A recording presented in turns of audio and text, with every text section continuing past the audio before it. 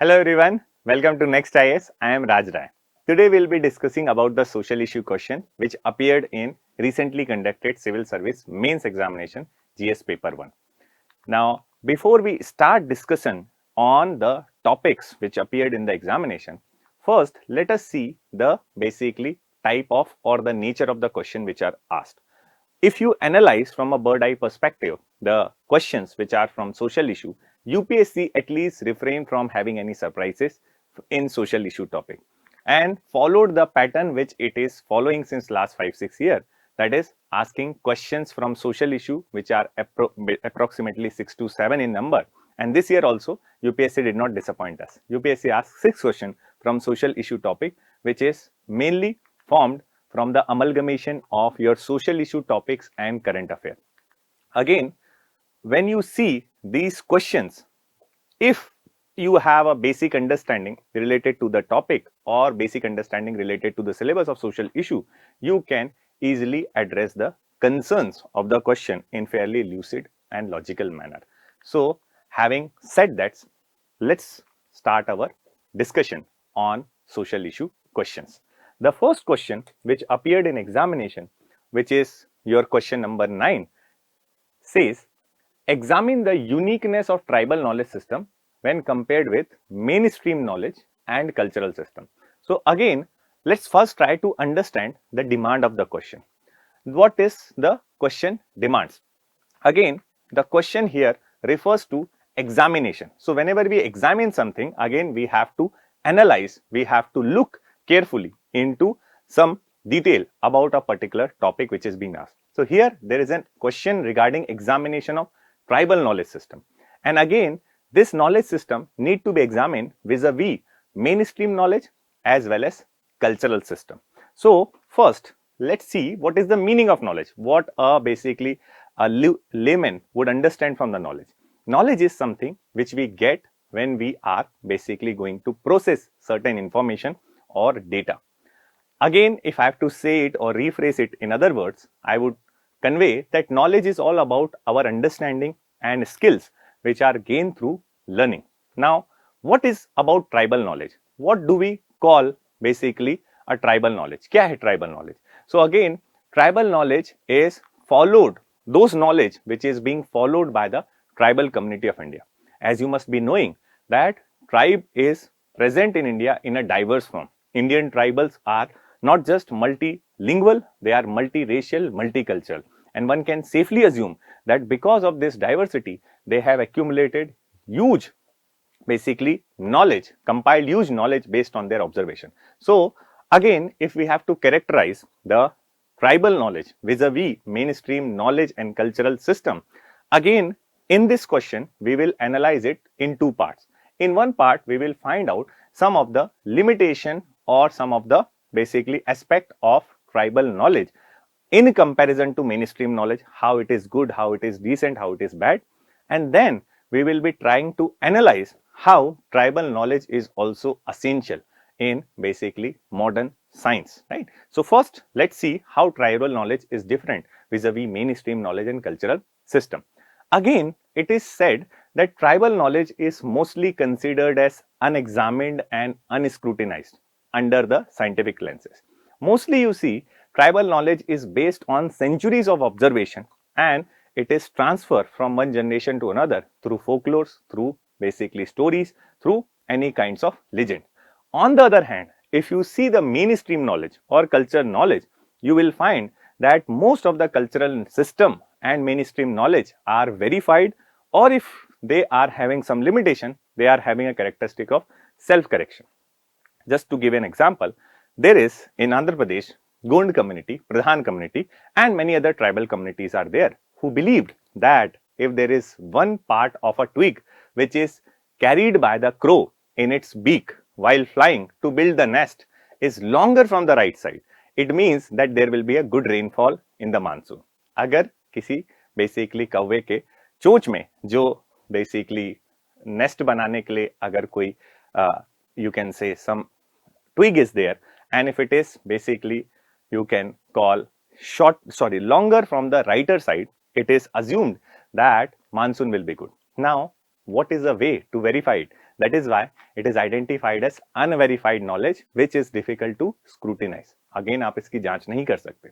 Similarly, you can find various other basically characteristics which is expressed in tribal knowledge. जैसे crows used to vacate their nest just before a monsoon is going to begin, and again when crow is vacating the nest, you can assume from the very next day this monsoon will start. Again, this is based on their centuries of observation. So while tribal knowledge is subjective and intuitive, you can see mainstream knowledge is mostly supporting objectivity and scientific inquiry.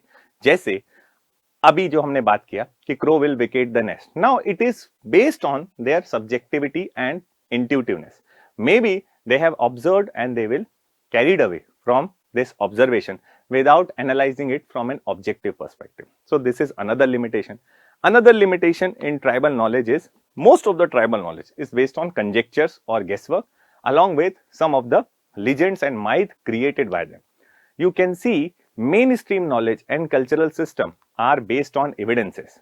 जैसे for example, you might notice that many tribal community in India believe that by wearing gold jewelries or copper jewelries, it is going to cure their basically jaundice based on the similarity principle, where they assumed that gold and copper both are yellow in complexion, so is jaundice, and that is going to cure their jaundice. This is another basically aspect. You can say that tribal knowledge is having similarity in many ways with mainstream knowledge in terms of its basically exploration of idea. Though tribal knowledge limited in terms of its localization, you will find that still it is using some form of reasoning, some form of logic. So one is not into the hurry to brush aside this tribal knowledge as unscientific, because calling tribal knowledge as unscientific, irrational, unpragmatic would be as similar as calling anything as unscientific without verification. So again, with India being the hot spot of the world in terms of tribal diversity, we need to basically collect, we need to have this basically knowledge which otherwise is passed from one generation to another through oral traditions, folklores and legend. So again, unlike the mainstream knowledge which is well documented, preserved, tribal knowledge is mostly basically passes from one generation to another in an oral form, right? You can say that tribals of Andaman, recent basically you can say good example of tribal being logical and rational. Tribals of Andaman understand that whenever sea water started receding, they moved toward the interior of island during the 2004 tsunami. On the other hand, mainstream society people living in basically coastal areas of Sri Lanka, of Thailand, of Indonesia were basically enamored by this phenomenon, and they started moving toward the beaches to see this phenomenon, and they have lost their life in large number. So again, here tribal knowledge has been proven to be better off than the mainstream basically knowledge or what we call as cultural system. You can find that some limitation, as we have discussed about tribal knowledge, along with being mixing facts with their value. On the other hand, mainstream knowledge refrain from doing that, but even in that case, one need to understand that tribal knowledge have its origin from complete observation of behavior of birds, plants, animals and nature. Tribal knowledge has many uniqueness which is not much emphasized in mainstream knowledge. जैसे tribal knowledge is mostly emphasized on integrated approach, not an exclusionary approach. If you see the mainstream knowledge, you mostly find that we have created the basically ivory towers of knowledge. We have created the isolationist approach where separate spaces were created for learning, whether it is school, whether it is college, whether it is any laboratory. Tribal knowledge is not basically like that. It applies integrated approach. Tribal knowledge acquires in vicinity with forest. Tribal knowledge is based on the flora and fauna. Tribal knowledge is what brings sustainability and conservation approach, whether it is about sacred group or you can say ancestral worship, nature worship, animism or its protection. So you can say here tribal knowledge score better. Tribal knowledge is also based on egalitarianism. Equality की बात करता है. Again, In tribal society, you can see there is no discrimination, at least on the basis of gender.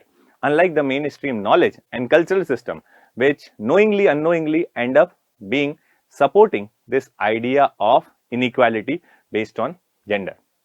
This is also manifested in the sex ratio. If you see the 2011 census of basically tribals, you can find that sex ratio among tribal is 990 women per 1000 men, unlike the mainstream society which has 943 women per 1000 men. So you can understand that overall tribal knowledge in that sense is basically not discriminatory. Tribal knowledge can be said is filled with pool of invaluable treasures. Again, especially when it comes to medicinal herbs and plant, we can basically develop this compilation or repository of knowledge to make it beneficial for mainstream society. Now, there are many effective pieces of information in every aspects of life of tribal community, which may vanish in few years unless we preserve. So government has took a right initiative. In concluding remark, you might mention that government has taken initiatives like traditional knowledge digital library, which is under the auspices of Council of Scientific and Industrial Research, CSIR, along with Ministry of Ayush. So one can understand that this compilation under traditional knowledge digital library will do what? It will basically preserve and protect the traditional and ancient knowledge of our tribal from any biopiracy and unethical basically form of patenting by other agency. It was basically in 2009 onwards, this process have basically begin in large scale, where translation work also made in English, German, French, Japanese and Spanish language, right? Along with that, Government of India also took other initiatives that include opening of first National Indira Gandhi Tribal University in Amarkantak, followed by similar tribal university in other state by the state government as well. It was done in order to protect the cultural system and the knowledge which is basically reflected in the tribal society. Again, there were dissemination of advanced knowledge by this instructional and research facility in this tribal art, tradition, culture, language, medicinal system and other basically tribal areas of knowledge. So, you can write in last remark as a conclusion that it would be naive to say that tribal knowledge in isolation is basically going to be inferior or superior. We need to see this tribal knowledge in basically integration with mainstream knowledge and cultural system without having any other basically isolationist approach, right? So this is how you can address this concerns of the demand. So if I have to compile, first you have to give certain unique aspect about the tribal knowledge, why tribal knowledge is unique and different from the mainstream knowledge. Then you have to give certain good aspect about the tribal knowledge which need to be basically compiled into one and used for the mainstream society as well. So first in this answer, if I have to structure in the introductory remark, you might mention about some aspect of tribal knowledge, and then in the main part, which is body part, you are going to divide your answer into two sections, where one section would be more dedicated to emphasize on difference between the tribal knowledge system and mainstream knowledge as well as cultural system, how they are basically mutually exclusive. And in the second paragraph, you can basically analyze that there is no basically differentiation between knowledge, whether it is arrived or derived from the tribals or non-tribal. So again, knowledge is knowledge rather than assuming or categorizing it into some categories. So same is what we have to basically write.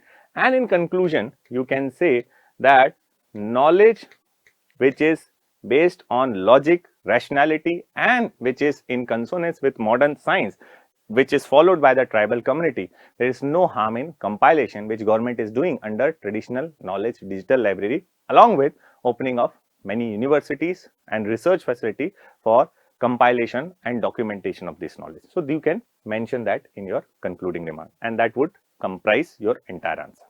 Now let's see another question which is in your social issue. Let's read it together. Examine the role of gig economy in the process of empowerment of women in India. Again, we have to answer that in 150 words.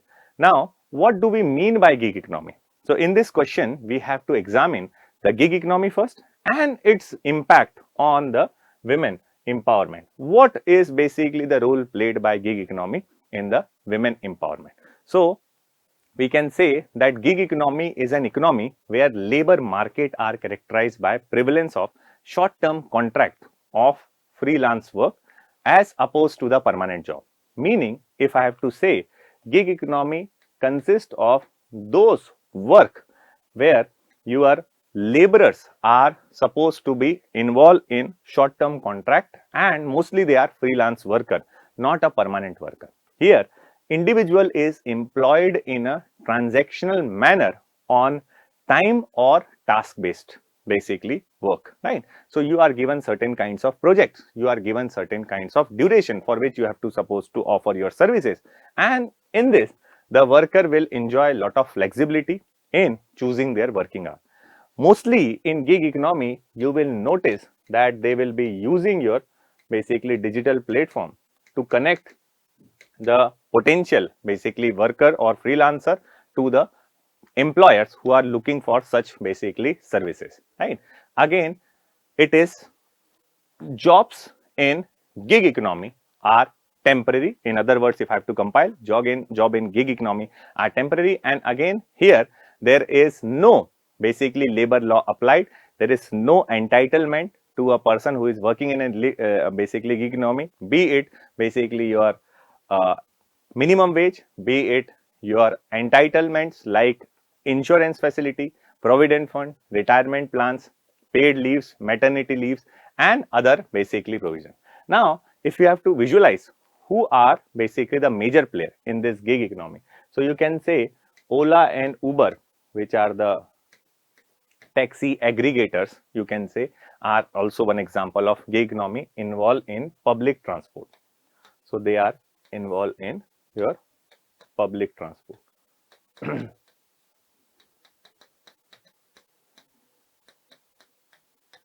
Similarly, other aggregators like food aggregators in the form of Swiggy and Zomato.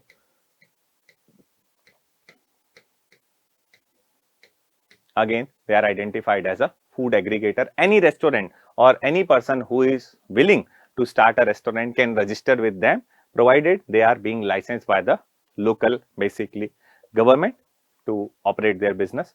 Also, there is Flipkart and Amazon, which allows you to basically serve as a registered seller, or you can become a delivery person there. Finally, you can say urban company, which is also a kind of a part of a gig economy where at home personal services are provided.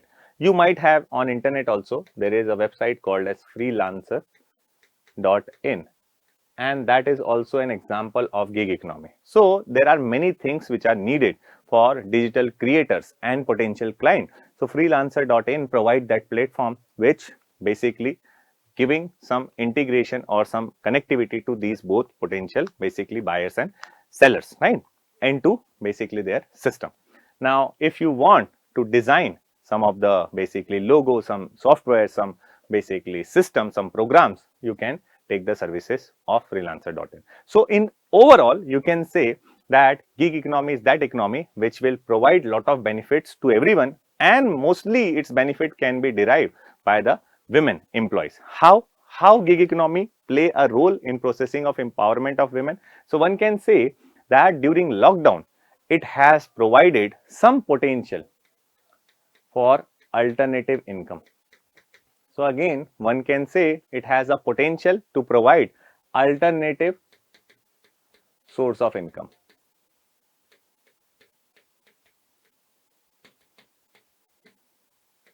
Again, you can add that it provide options like work from home, which is compared to other option more safer, especially for the women, and it will ensure the financial stability during the lockdown period. So work from home.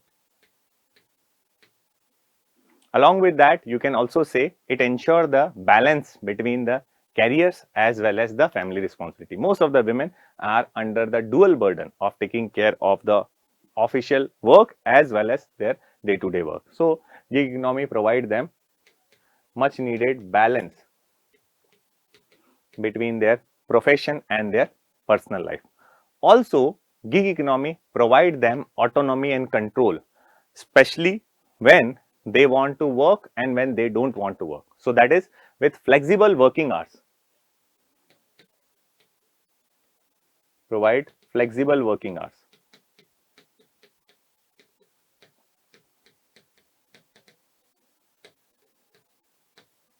Again, this flexible working hour give them lot of control. Also, as we have already mentioned that when you go for work from home, it will ensure the safe working environment, especially for the women. Again, companies का क्या फायदा है? Companies are also getting benefit out of it, that they can save lot of cost on hiring. They have to pay for the potential basically employee for their hiring cost as well. So mostly 30 to 50% of the cost which is given initially to the employees is part of hiring cost, which can be saved. Right. So that is what some of the benefits which is associated with gig economy. However, again for the women only I am referring to. However, you can see that the coin has two sides. It is not free from any kinds of problem. If you see the gig economy and the problem which is associated with women empowerment, mostly women are hired in skill chain, the basically low skilled job. The job are low paying, the job have no social security, the job has no protection, right? So again, they are being hired in low paying job, having no skill or less skill needed, right? So low paying jobs are there. Also, there is no labor protection, as we have already mentioned in this answer, no social security or labor protection. So when I am saying no labor protection, I am referring to easy hire and fire policy, which is followed by them. As long as they are finding you suitable, they are going to hire you. Otherwise, they would not shy away from removing you. Mostly, you can say that it is driven by the demand and supply. High pay difference आप देखोगे इसके अंदर, you may be finding that there is a very huge difference in comparison to the permanent employee. The employees who are working as a freelancer will have pay difference. So high pay difference is there among the freelancer and the people who are working in a basically organization as a permanent employee. It is also observed that the gig economy had after certain point of time restriction or basically some hurdles in a career growth, right? Beyond a certain level you cannot rise because you are not working in an organized sector here. You are working as a basically freelancer. So you are paid wage according to your skills. Labor can be easily exploited since no labor law is implemented on the gig economy. So one can say by writing a concluding remark that although gig economy provides lot of scope for enhancing the women income as well as in their empowerment in short term, but long term it is not a solution. In long term, formal employment is more suited with growth opportunity and provisions of social security.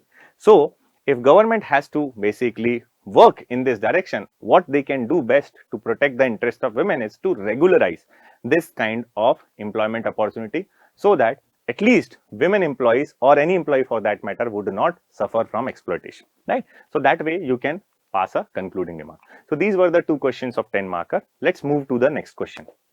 Now, next question was question number 17. The question says, what are the main socio-economic implications arising out of development of IT industries in major cities of India? Basically, it is from the topic of urbanization, their problem and their remedies, and it was kind of repeated question where they have already asked similar theme question in 2015 as well, where they are looking for the women working in IT sector and what are their problems. So again, here also they have tried kind of replicating the similar approach. Now, if you see the major information technology hubs in India, it includes cities like Bangalore. Bangalore is called as Silicon Valley of India and contribute almost like 30% to the India's export. Next comes as Hyderabad, then Chennai, Delhi NCR, which include Gurgaon, which include Noida, Chandigarh, Pune and Mumbai, along with Kolkata and Ahmedabad. Now these are the emerging, basically you can say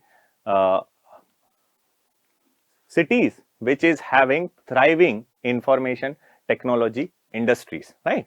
Now, various socio-economic implications which is arising due to development of IT industries in these cities include. Now, one by one, we will start analyzing ki kya problem hai.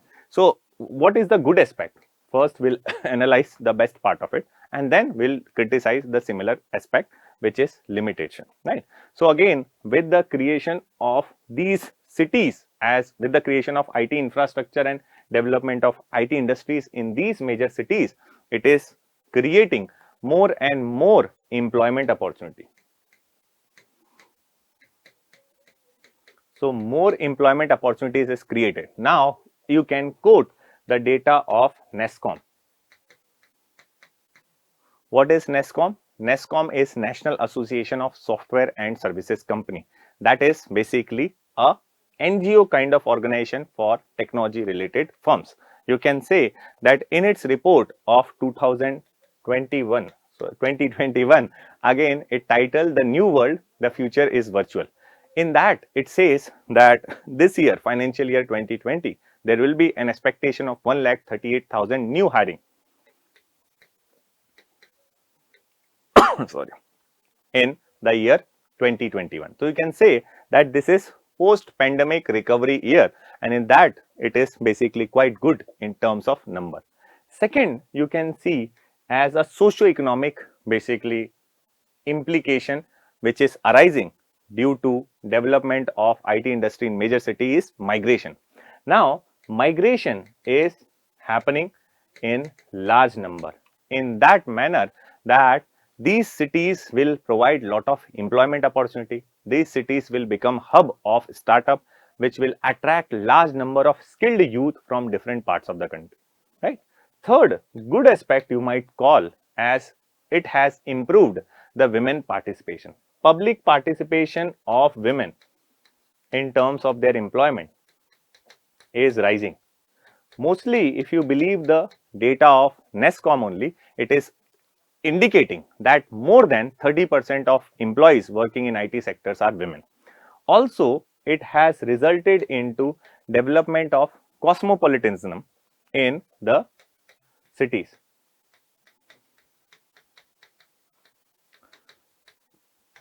So, cosmopolitan culture, which is wide, which is quite inclusive and basically accommodative toward the different basically groups, is developing in all these cities.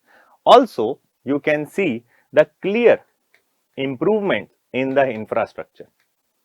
So, when we see there is a clear improvement in the infrastructure in these cities, and when I am saying infrastructure, I am not focusing on physical infrastructure, which anyhow is improvised with better residential facilities, better road connectivity, better public transport, but at the same time it is focusing on improvement in social infrastructure that include better schools, hospitals, healthcare clinic, crash and other facilities. Also, because of this migration, you can see the good aspect is that various changes is observed in cultural practices.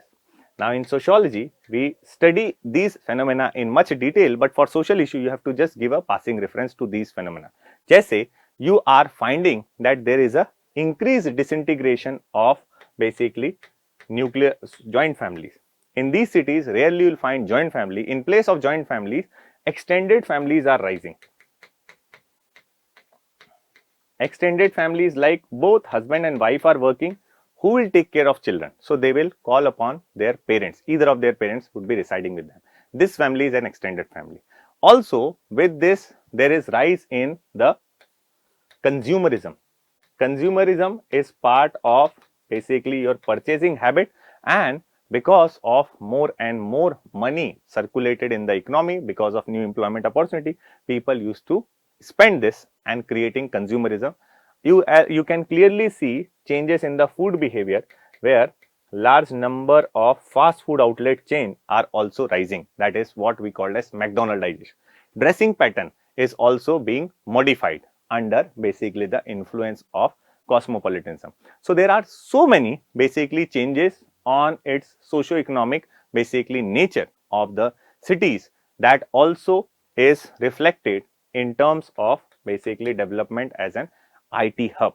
You can see that because of all these changes, we find that various state government are competing with each other to create an impression among the basically companies that their state provide the better governance. So state government are focusing on improved governance so that they can attract new IT startup and basically companies so that they can come and invest over there. So in a way you can say these are some of the benefits which is highlighted in the socio-economic sphere where development of IT industries in these cities have created so many venues, right? Positive things. Now, again, as I mentioned that we have to analyze every question from a critical perspective, highlighting not just the good aspect, but also its limitation or some of the basically criticism. So, however, you can say that there were many issues which is associated with development of IT industries in cities. Again, is good. At the same time, there were many issues which are basically cause of concern. Just say one issue which you all might have heard of was local versus outsider debate. Local versus outsider debate, matlab you might have heard that recently Haryana government, Jharkhand government, Karnataka government has passed a bill for reserving 75% of the jobs in private sector for the local people. Now, this will basically definitely going to be upsetting the mood of many other software companies where they were restricted to hire anyone based on their choices. Similarly, we also observed that there is increase in crime rate तो बढ़ ही रहा है because rich poor divide is rising. Along with that, there is also increased instances of sexual harassment of women at the place of work. So that is also rising. Also at the familial or individual level, there is sharp increase in the cases of divorce. So there is a rise in divorce rate and single parent families are also rising. So increase rate of divorce.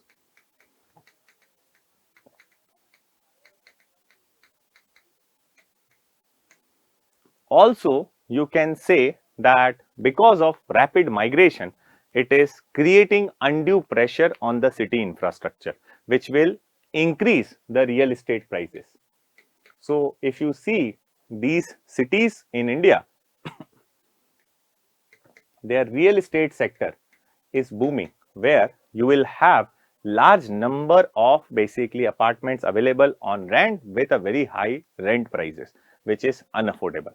So overall, if you analyze the basically implication on the socio-economic basically sphere because of development of these cities as an IT hub, you can safely assume that it has presented a mixed bag where concentration of IT industries in major cities in India resulted into creation of islands of prosperity in the sea of misery on the one hand, but it has also created opportunity for planned urbanization in a decentralized manner, which will ensure India's development, which is going to be sustainable, faster and inclusive. So this way you can wind up your answer in concluding remarks, right?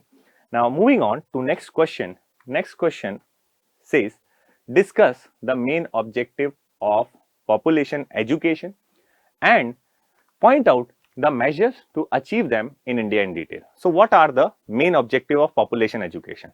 And then we have to move toward the measures to achieve them. Again, what is population education? Population education hai kya?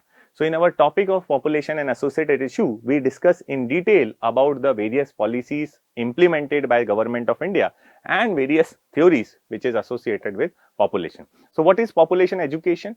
As per United Nations, population education is an educational program which will provide for safety of population, situation of a family, community, world and basically attempt to develop rational and responsible attitude among the people who study them towards the population. So population ki study, which is what we call popularly as demography. Demography is systematic and scientific study of population.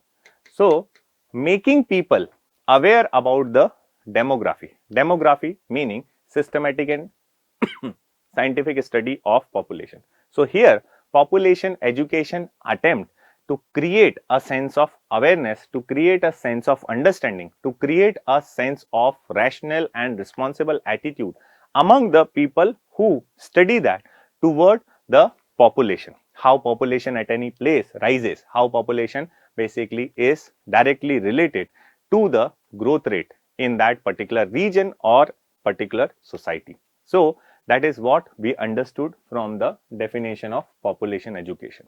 Now it is done through many ways. Population education, it could be incorporated into school curriculum, it could be incorporated into the policy program, it could be done through the awareness generation program, through census, through surveys, or through basically advertisement, and there are many ways through which you can basically provide this population education to the people, right? Again, what are the main objective? क्या objective है हमारा population education करने का? So पहला, सबसे पहला objective is India is going to be the populous nation in the world as per the estimate by 2030. India is going to surpass China. China को हम basically छोड़ देंगे पीछे by 2030. So it is important that people will understand the sensitivity and the gravity of the situation. So population education, one of the objective of it is to bring certain rational analysis among the people related to the growth and decline in population.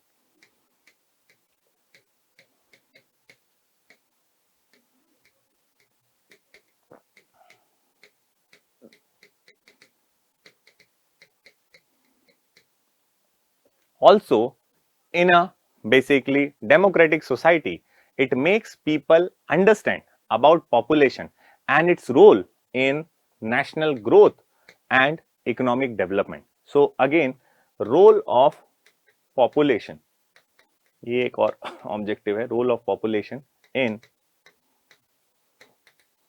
national growth and economic development,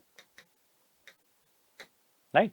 Again, you have to basically also put another objective which says that sorry, which says that how population education will help in controlling the size of family.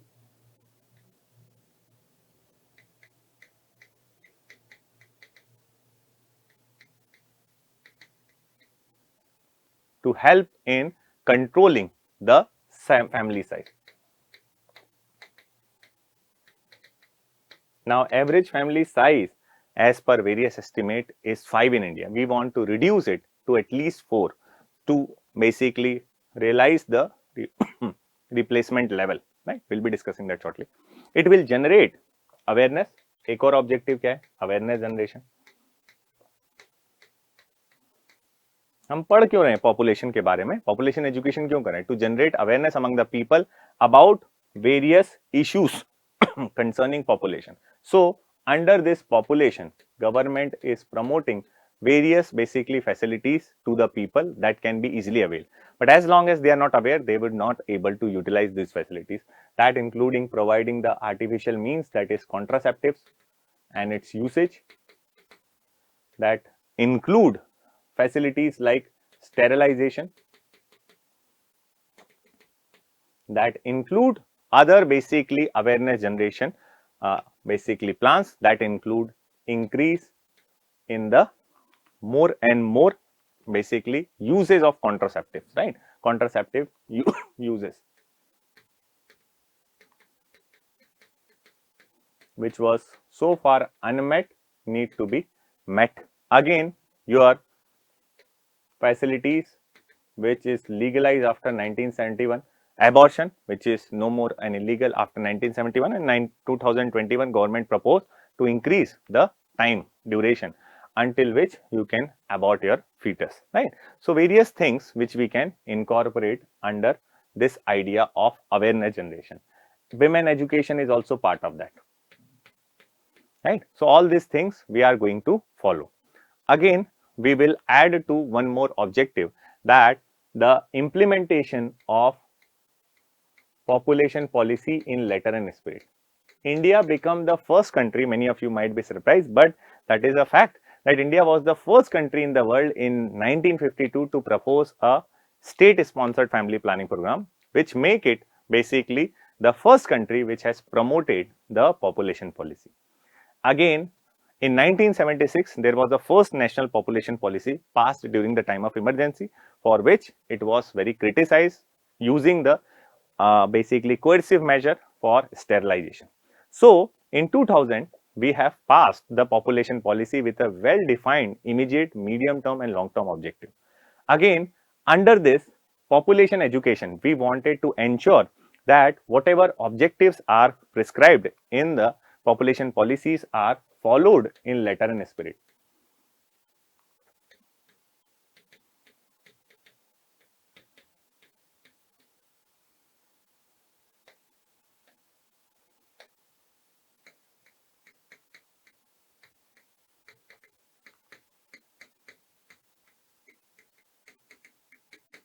Right?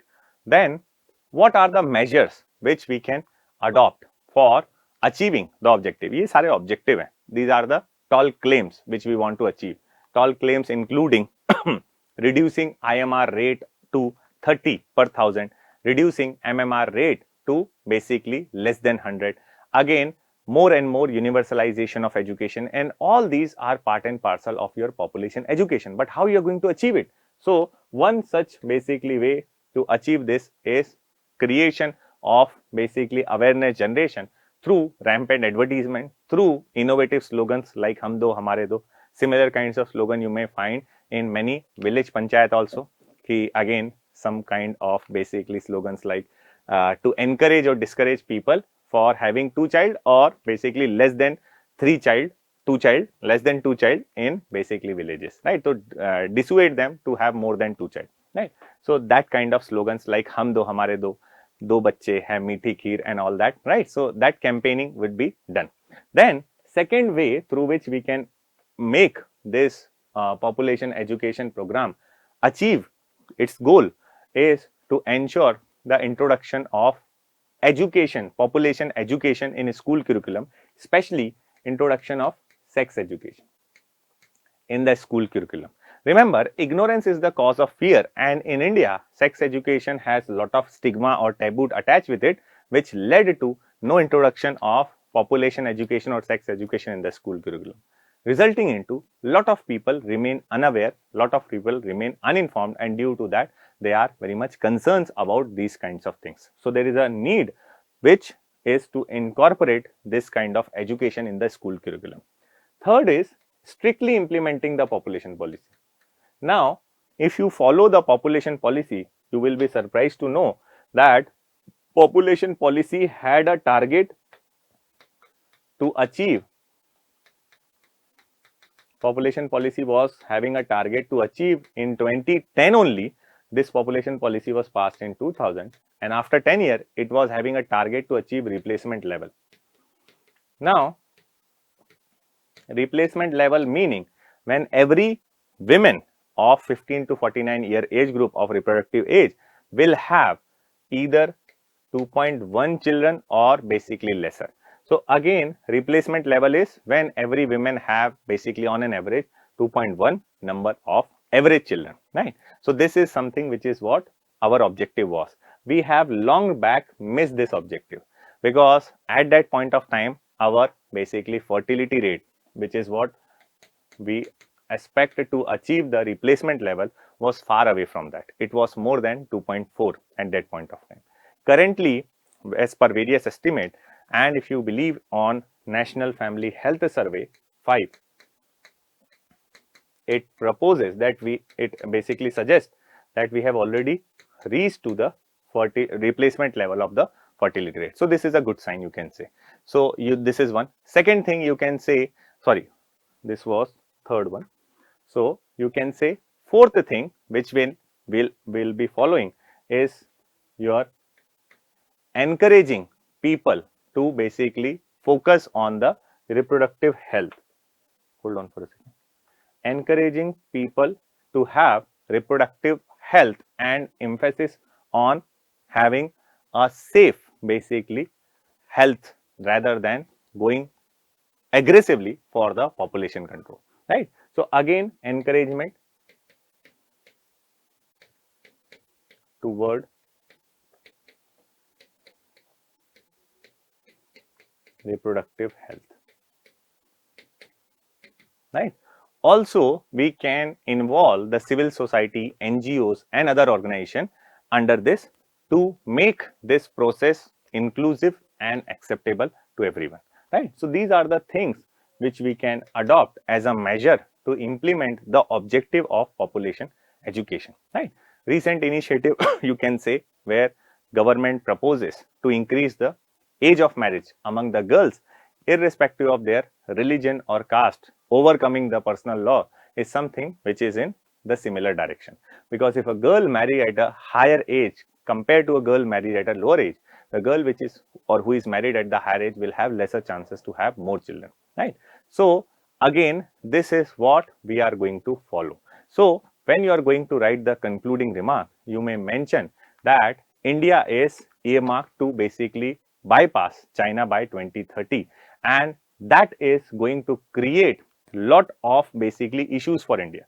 Many people say that India will be having a demographic dividend, but in reality demographic dividend is when your population is skilled, your population is educated.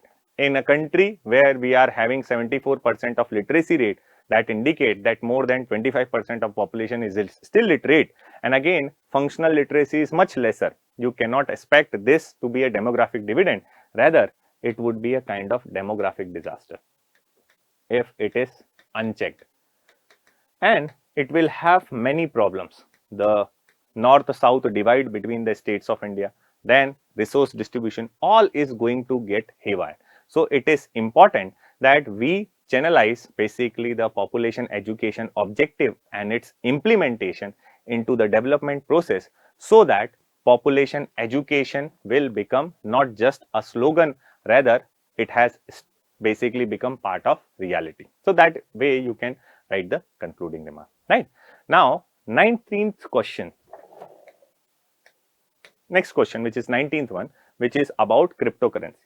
Now UPSC has followed its approach where it keep on basically linking some of the current issue with existing syllabus topic.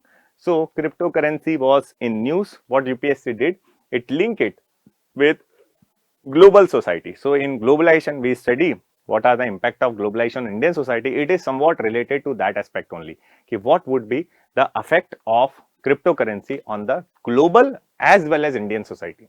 So first we have to analyze what is the impact of cryptocurrency in global as well as Indian society, and then basically we will be writing our concluding remark after writing what is cryptocurrency in the introduction. So in introduction, we can simply say what is cryptocurrency? Cryptocurrency is any digital currency that receive its name because it is using cryptography to secure transaction. So again, we want to have a secure transaction for which we are using cryptography, and because of that, this digital currency is called as cryptocurrency. So it is a digital currency. Right. Similarly, you can say that crypto basically it used a decentralized system of record the transaction, a decentralized system to record the transaction and issue the new unit, which is what we called popularly as our blockchain. So it uses blockchain technology to record the transactions and the basically movements of this currency.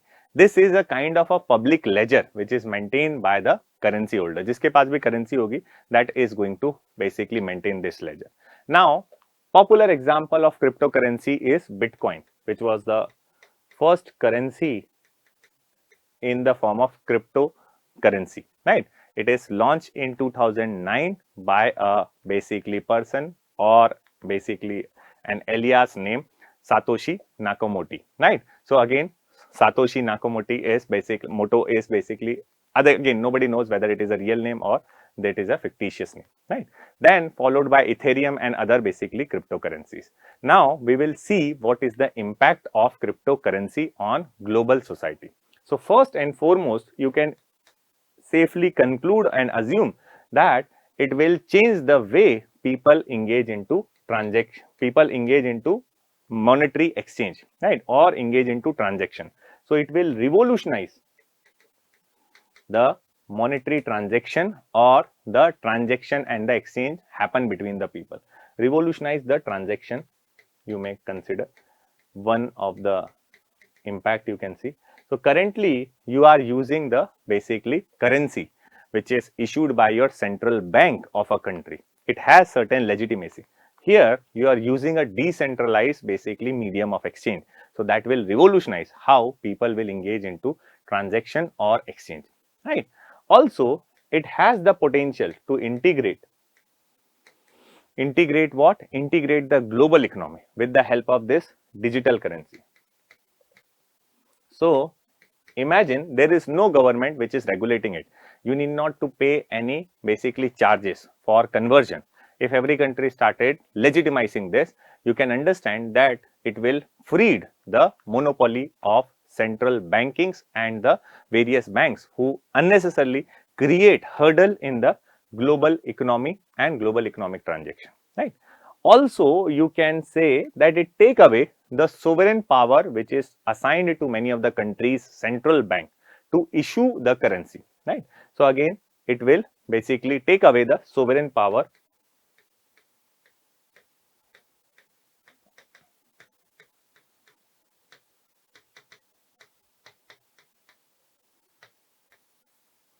of central banks of the country.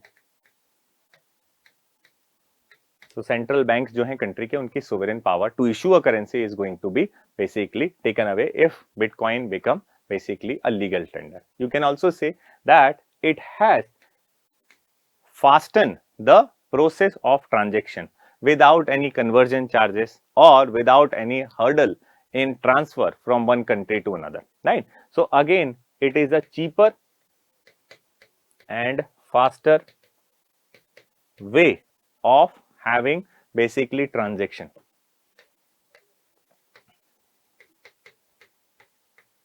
right? So we can mention that. So these were some of the aspects. You can say that nowadays people are keeping this Bitcoin or cryptocurrency as their global asset, as an alternative to the gold, as an alternative to the dollar. So it has become a alternative to the gold and dollar in terms of a basically asset. So it is becoming a alternate asset, right? So these were some of the aspects, but in the global sphere only, on global society, it has basically some of the negative impact as well.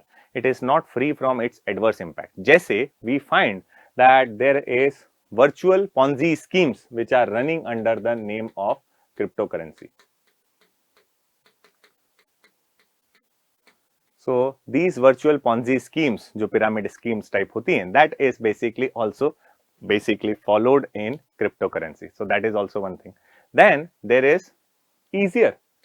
There is a possibility that now terrorist funding or funding of a syndicate or organized crime become easier because no one is checking who has given this money to whom. It is difficult to basically find. Now again, yes, there is basically provision to get through who has given money to whom, but even in that case the problem is that this footprint is only possible to detect when you got access to this digital currency from a person. So it is becoming more complicated thing because there is no restriction. Fund can move in the form of cryptocurrency from one country to another in a very swift manner, which is difficult, which will make it difficult to track, right? So again, it might basically result into easier financial funding to terrorist organization through Bitcoin, terrorist organization, or for that matter syndicates or organized crime. You can also say that it could be potentially used by criminal agencies for international extortion because you can easily track the circulation of money from one country to another. When it comes under circulation, it is very difficult to track that for Bitcoin, right? So you can also say that here there will be possibility of increase in the digital divide between the people, right? Digital divide among the people in that sense that those who are basically familiar with Bitcoin or similar kinds of cryptocurrency, those who are not, right? So it will create the already widened digital divide further engulfed, right? Again, coming back to India, because the second part of question is, has it had been affecting Indian society also? Naturally, if something is affecting global society, it will not let India free, right? Because under the globalization, our economy is also interconnected, integrated with the world economy. So you can say that estimating the possible risk involved in the cryptocurrency, RBI in 2018 attempted to initially ban it, which was later on revoked, of course, by the Supreme Court. But again, currently also, it is still not regularized or basically considered as a legal tender in India. It is still in infancy stage, where awareness generation about it is slowly rising, which is especially among the youth. Now, what is effect of cryptocurrency or basically such digital currency on Indian society? So one can say, what is its impact? It has the potential to benefit large number of Indian immigrants who work basically in Gulf countries or in other part of the countries, other part of the world, where who send the largest remittance to their country, right? So India is known to receive large remittance. Now these remittances are mostly need to be converted into Indian rupees, and which involve some of the transactions or conversion charges. So if it is done in Bitcoin, you need not to pay any conversion charges, right? So large remittance, now it will be easily moved. Again, it is giving rise to new basically Indian youth who is investing in cryptocurrencies. So it is giving new enthusiasm among the young Indian community, millennials जिसको कहेंगे. They are very excited about its right. Again, you can say that it is also acting as an alternate investment medium. So as we have said, it is going to be basically alternate asset as in replacement to the gold. Similarly, here also it would emerge as an alternate investment medium with rise in multiple cryptocurrencies and exchanges for investment. Now, again, this could also be identified as a potential deflector in our Indian basically social fabric, where cryptocurrency could be used to fund various protest and movement. ये एक negative aspect भी है. But or also it is creating this sense of cultural shock among the people, especially among the youth who are missing out. So you might have heard of this basically slang called as FOMO, fear of missing out. So many of the youth who are unfamiliar with the cryptocurrency are also basically at the potential risk of basically digital frauds, right, under this. So you can say that cryptocurrency provide basically a mixed bag of result. When we see cryptocurrency, we can say that due to its regulation in various countries, it is still does not generate confidence among the people as a legal tender. Common people are not very interested and basically aware about cryptocurrency and its potential to be a source of investment or medium of exchange, right? But it is again in future, its rise based on the past trend is going to be in a similar manner, in a exponentially higher manner, and its impact on society is further becoming a subject matter of academic inquiry. So you can write that in concluding remark to end your answer, right? Now moving on to the last question, which was asked in society part, which was, how does Indian society maintain its continuity in traditional social values? We have to enumerate the changes taking place in it. तो कैसे हमारी जो Indian society है वो अपने traditional social values को continue कर रही है, we have to enumerate the changes which are taking place. So first and foremost, one need to ask this question with themselves to themselves, that what do we mean by traditional social values? So we can safely assume that traditional social values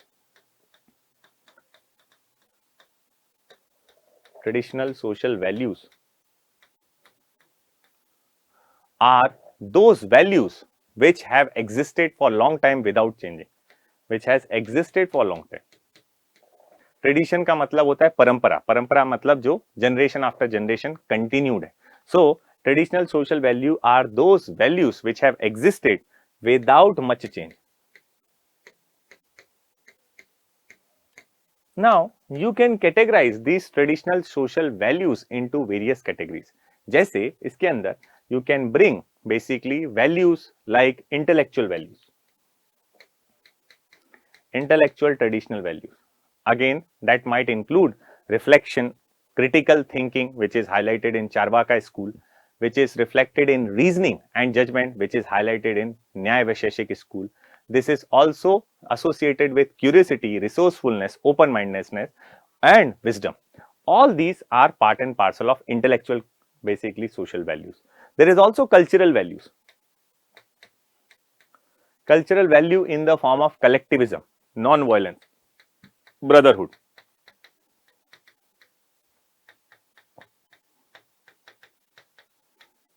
Right, these are the cultural values. You can say that there are also traditional social value which is associated with morality or moral values. We can say that it include integrity, it include compassion, it include commitment to the family, it include commitment to the parents. So you can say traditional social values are quite wide.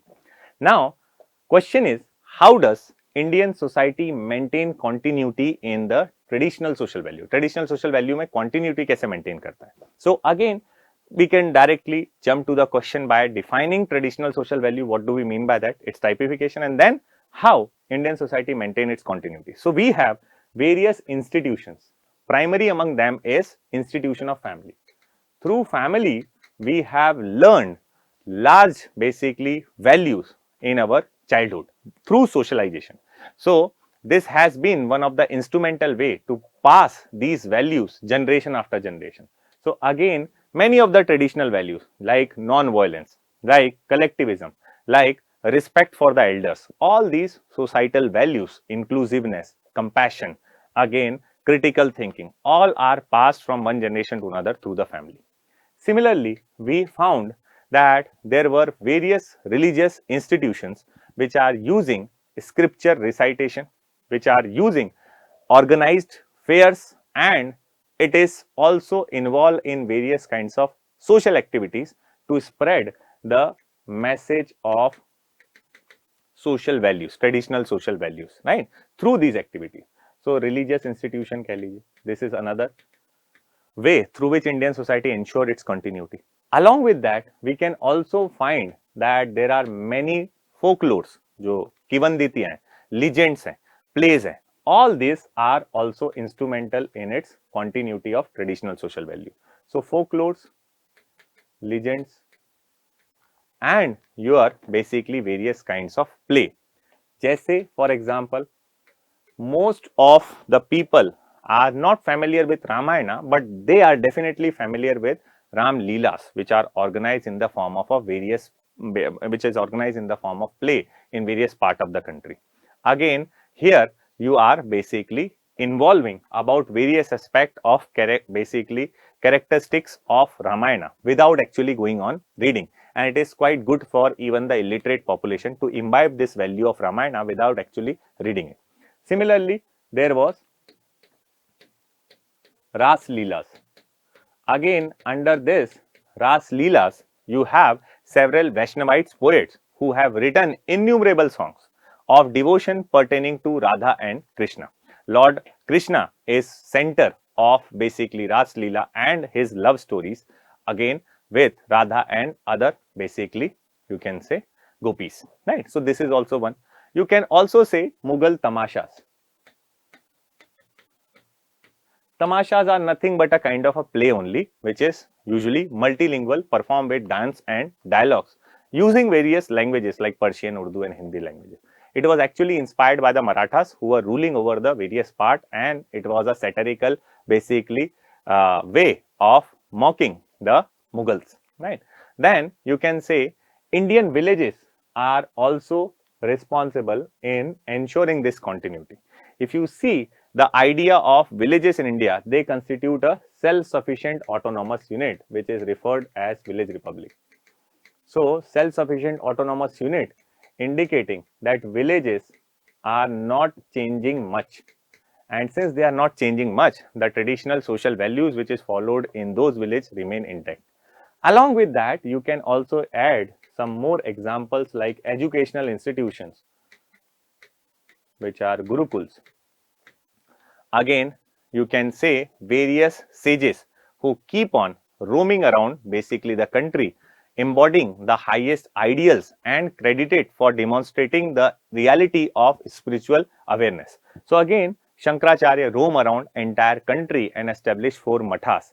Similarly, there were other saints and sages. So Buddhism has Gautam Buddha, Jainism has basically Vardhaman Mahavir, who keep on moving from one place to another, spreading their message of basically traditional social values. So one can say that all the religious communities, be it basically saint among the Sufis, right, Muhyiddin Chishti and Nizamuddin.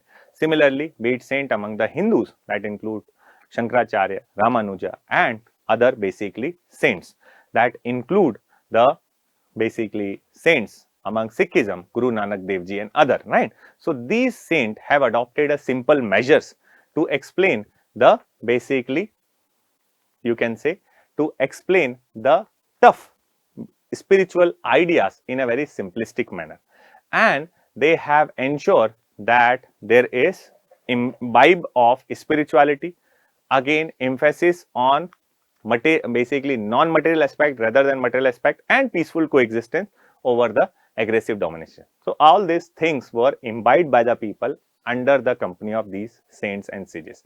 Along with that, you can also write some of the traditional institutions. Traditional institution in the form of caste system, in the form of various sects, which were able to continue their presence and existence even today, and followed by many of the people to ensure the continuity. Now, we can, after basically arguing on so many ideas, you can say that India was able to maintain its continuity in terms of its traditional social value because of its unique model of accommodation of diversity. We might have discussed in the classroom that India followed the model of integration, that is also referred as mosaic model, which emphasized the joining of the community into or integration of community rather than assimilation or isolation. Neither India promote isolation nor assimilation, rather integration. These are the things which makes the traditional social value continued in Indian society. Now we have to answer the second part, which is enumerate the changes taking place in it. क्या क्या changes हुए? Now changes taking place in these traditional social value is, you can clearly observe that there is more and more rise of individualism that lead to decline in joint family. So आज जो हमारी families हैं, very rare possibility is there that there is joint family existing. So that is the change occurring in our traditional social value, which is based on collectivism. Similarly, we have been under the 150 years rule or more than 150 year rule of Britishers, and because of their influence, we have gone through Westernization. So Westernization is another change where whatever emerging from the West is assumed to be superior. You can see more and more emphasis on material basically accumulation. You can say more and more competition, leading to selfish pursuit of the personal goals, while collective needs of societies are often ignored. Teesra change you can say is because of globalization.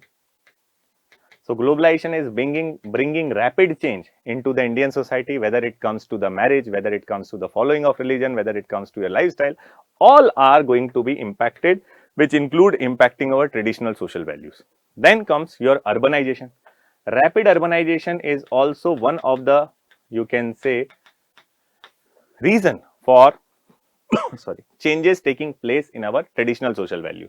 Now in urban area, it is very difficult to follow the traditional social values, and because of which people are no more continuing those traditional social values in their day-to-day life.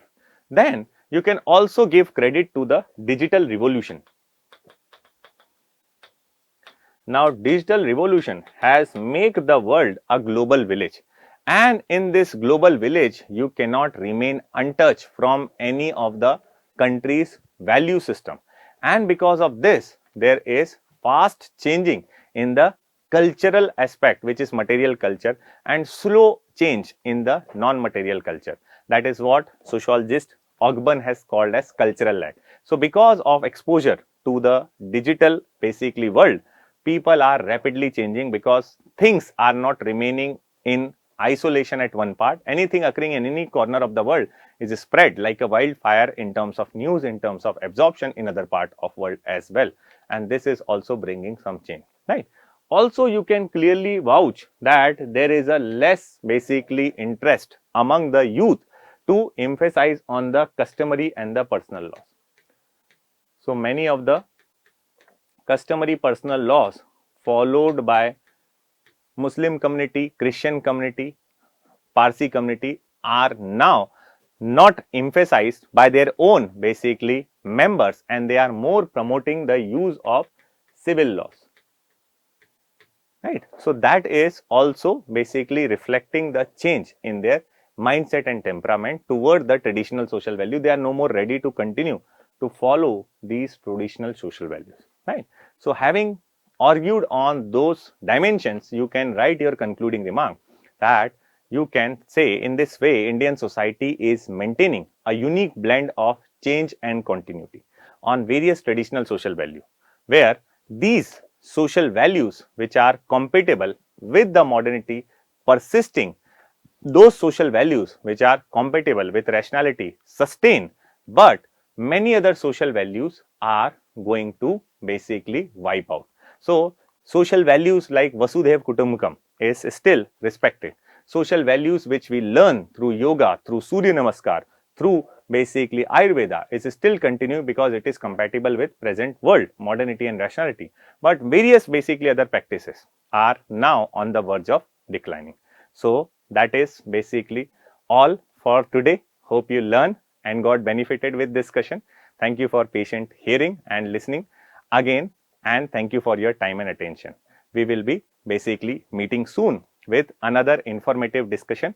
Take good care of yourself and have a great day.